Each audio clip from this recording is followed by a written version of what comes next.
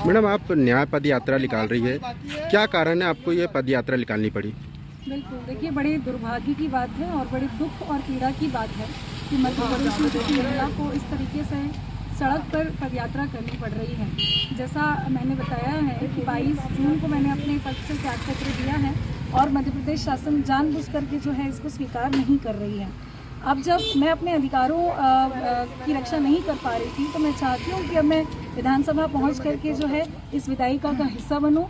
मैं चुनाव लड़ना चाहती हूँ आगामी विधानसभा में, लेकिन भारतीय जनता पार्टी की सरकार नहीं चाहती। जब उन्हें अपनी पार्टी का कोई उम्मीदवार बनाना होता है तो अति आवश्यक सेवा जैसे डॉक्टर, जज और शिक्षक को एक दिन में जो है उनको टिकट दी जाती है, उनका इस्तीफा मंजूर किया जाता है, उन्हें भारतीय जनता पार्टी की सदस्यता दिलाई जाती है। लेकिन मेरे सर्वधर्म कार्यक्रम को रोक करके और अब मुझे आगे बढ़ने से रोका जा रहा है।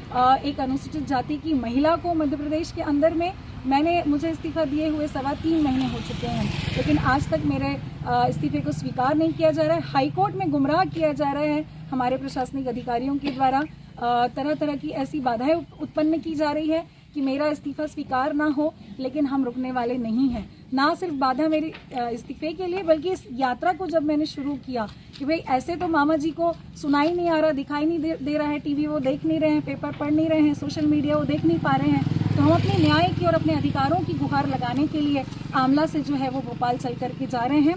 मैं माननीय मुख्यमंत्री जी, जो हमारे प्यारे मामा जी कहते हैं, इस तरह भांजी को जो प्रताड़ित किया जा रहा है, अगर उन्होंने नहीं सुना तो हम मुख्यमंत्री निवास के सामने बैठकर मैं आमरण अनशन करूंगी और तब तक मैं आमरण अनशन करूंगी जब तक या तो मुझे मेरा इस्तीफा स्वीकार न हो या मैं अपने प्राण न त्याग दूं। तो इस तरह के जो अन्याय अत्याचार मध्य प्रदेश शासन द्वारा महिलाओं के साथ एक तरफ आरक्षण देने की बात करते हैं राजनीति में और दूसरी तरफ इस तरह का जो अत्याचार किया जा रहा है, ये बहुत ही मेरे लिए बड़ा दुखदायी है। जैसा कि मैडम आपको जान से मारने की धमकी दी जा रही है, इसमें अगला कदम क्या रहेगा? आपको पुलिस आपकी सहायता नहीं करेगी? बिल्कुल, जैसे ही हमने अपनी यात्रा शुरू की, दूसरे दिन जब लोगों का समर्थन मिला तो फिर धमकियां दी जाने लगी कि आप इस यात्रा को बंद कर दीजिए, नहीं तो गोली चल जाएगी, ट्रक से, डंपर से कुचल दिया जाएगा। लेकिन मैं तुरंत उस दिन जब मेरे पीछे एक संदिग्ध व्यक्ति था और मैंने जाकर के वहाँ FIR दर्ज करने की मांग की, अगले दिन हमने आवेदन भी दिया है, पुलिस सुरक्षा की मांग की है।